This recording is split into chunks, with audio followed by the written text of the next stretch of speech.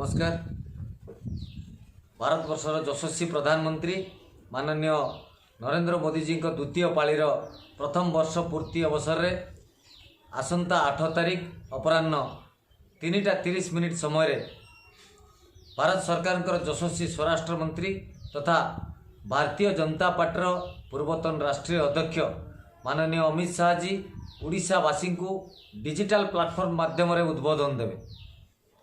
यह भारतीय जनता पार्टी समस्त social media ID जथा फेसबुक पेज, ट्विटर, इंस्टाग्राम एवं यूट्यूब आईडी रे यह सीधा प्रसारित हो।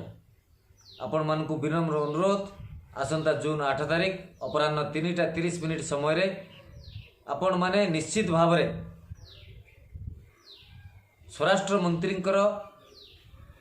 उद्बोधन सुनिया पई निश्चित भाव रे सोशल मीडिया रे आपण माने ए सीधा प्रसारण सहित जोड़ी होंतु एवं ओडिशा को आगु को नबारे जड़े जड़े सुदक्ष बिंदाणी होई रहंतु।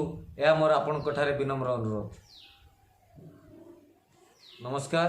जय हिंद। भारत माता की जय।